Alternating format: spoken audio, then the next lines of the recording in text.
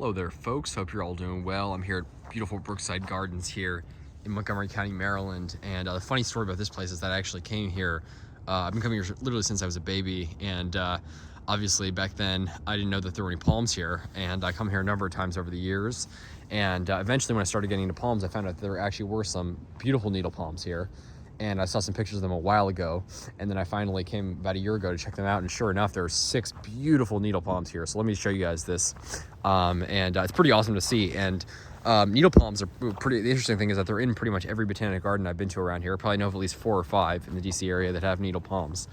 And yeah, I mean, they're just decently common in the gardens. All the obviously garden centers know what they're doing. The botanic gardens.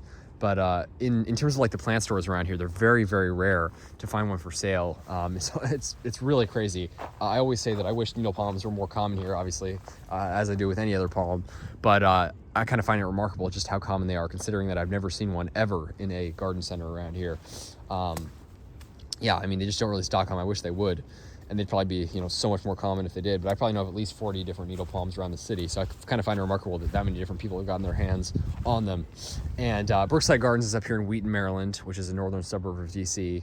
Probably about 45 minutes north of DC, at least. It's we're a good deal north of DC here, probably about 20 minutes from my home.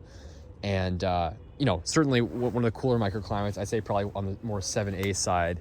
Of the DC area, which, DC area is striatal 7A, 7B, probably a bit cooler up here, probably close to 400 feet elevation.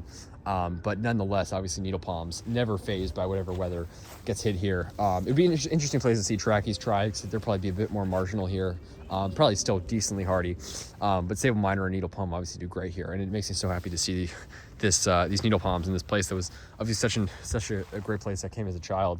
I would come here so often. They have like a butterfly exhibit nearby and stuff.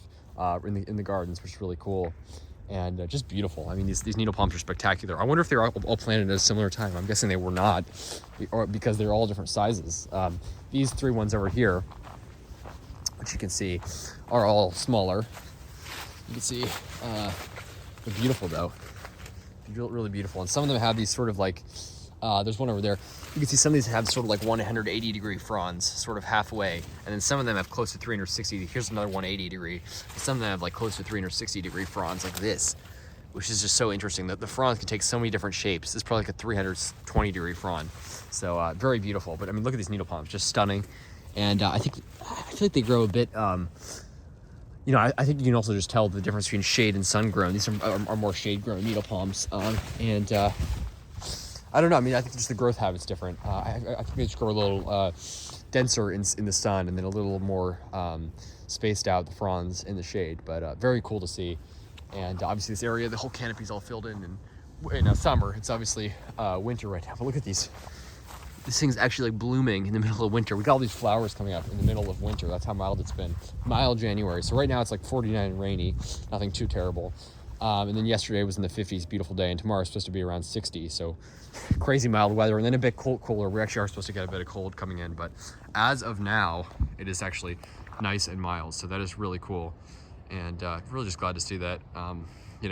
After our Arctic blast, we've had a really, really mild January. It's been pretty remarkable, actually. Thankfully, it's probably allowed some of the palms to recover a bit from the cold, and obviously the needle palms don't need any recovery because they are never phased by the cold. It's just a beautiful specimen. Several beautiful specimens here. And this one's a beast here, probably at least 8 feet tall and nice and wide. Look at the number of petioles in here, by the way. It's incredible.